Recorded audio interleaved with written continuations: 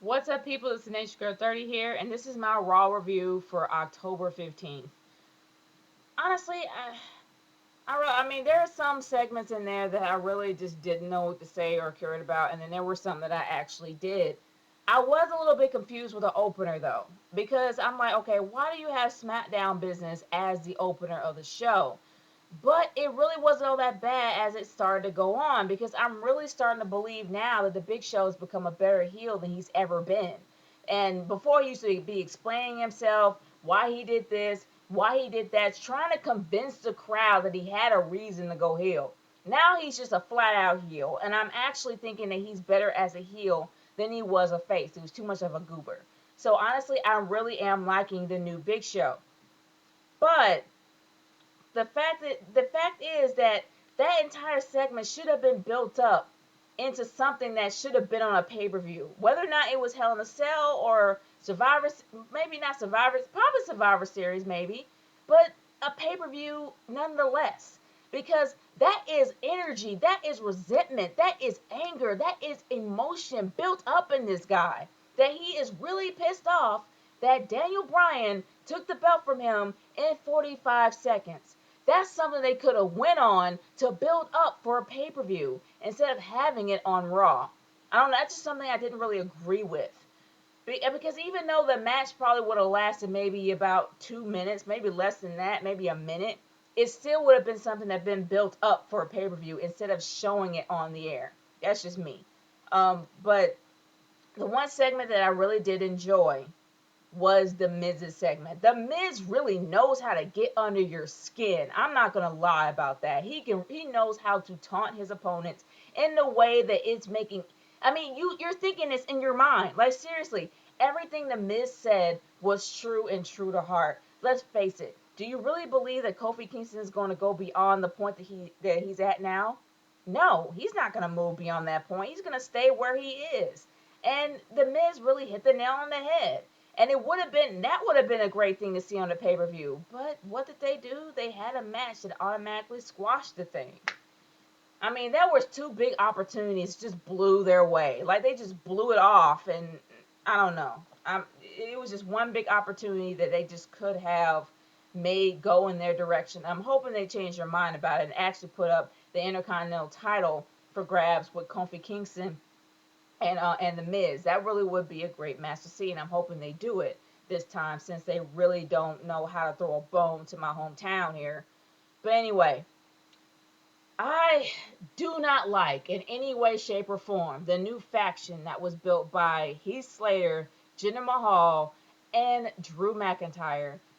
I like Drew. I liked Drew, but now Drew's a big cornball. And Jinder Mahal, I love this character as a heel, but good grief, what are they doing to him? Seriously, what are they doing to him? Heath Slater as a leader of a faction? Really? And not only that, the one thing that got me was these guys came up in the ring just after Bound for Glory.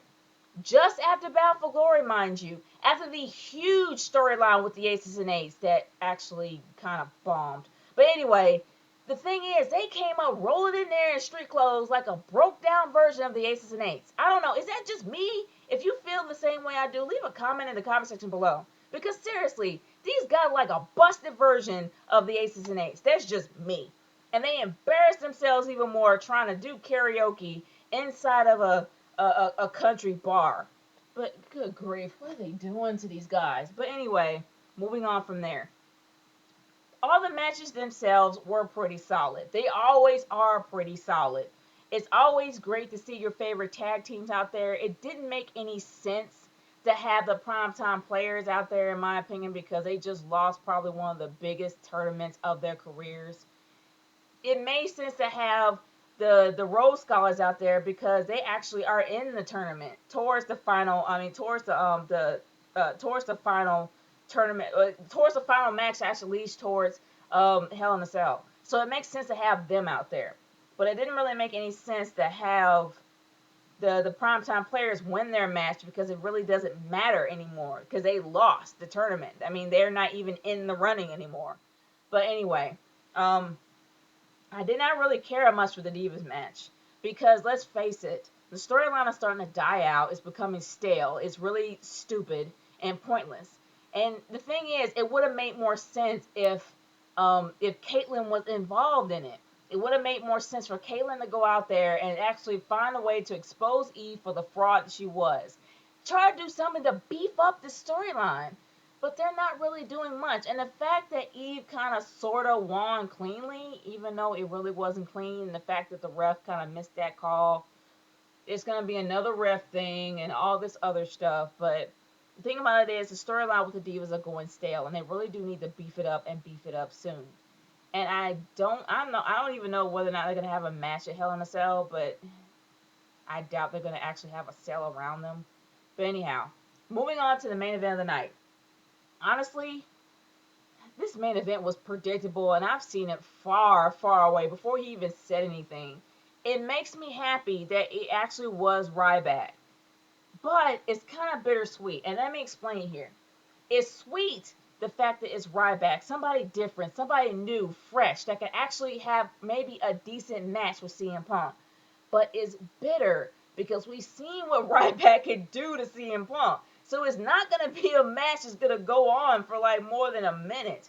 It's going to be a match to where CM Punk's going to get annihilated and have the belt taken from him. And Hell in a Cell is not going to be a match worth watching. Because let's face it, for Hell in a Cell matches, yeah, for Hell in a Cell matches, the match is supposed to go on longer than 3 minutes. It's supposed to be an entertaining situation, an entertaining event to watch for more than 3 minutes. But let's face it, do you really believe that a match with Ryback and CM Punk's going to go 3 minutes? No, it's going to go like barely one. So it's kind of bittersweet. I would like that match to be more entertaining, but I don't know. It's gonna probably be a quick squash match, and that's it. And that's the championship belt, so that's what makes me sad. But all in all, I have to say that this Raw was not bad. The matches themselves are solid. They usually are solid, so there's really no complaining about it. But there is one thing that kind of bothered me. I really wish they did the same thing that AJ did the same thing. What happened with John Morrison many years ago before he left? That when he actually had the Money in the Bank briefcase, he put it up for grabs, but he ended up losing it. Why didn't they do the same thing with Dolph Ziggler? Because he's just carrying it around like it's a freaking trophy. It would have made a lot more sense and actually would have made him seem more hungry if he put his Money in the Bank briefcase up for grabs against David Otunga. Let's face it, we don't really see David Otunga showcase his talents that much. He probably would have done a lot more if he knew that he had an opportunity to be a champion, and it would have been a great match to watch on regular TV, on primetime TV. Because let's face it, do you really believe this is going to actually be in a Hell in a Cell match? No. More than likely, I would be fine seeing it on Raw, but unfortunately, they didn't do it that way. So, all in all, I will say that this was a decent Raw. The matches were pretty solid. There were a few segments that I did not understand or liked, but then there was a lot more that I actually did like, so it kind of balances it out. But I want to hear what you guys have to say about this. Leave your comments in the comment section below or send me a video response. I am all for that, and I will definitely watch them. This is Nature Girl 30 signing off. Peace out. Later.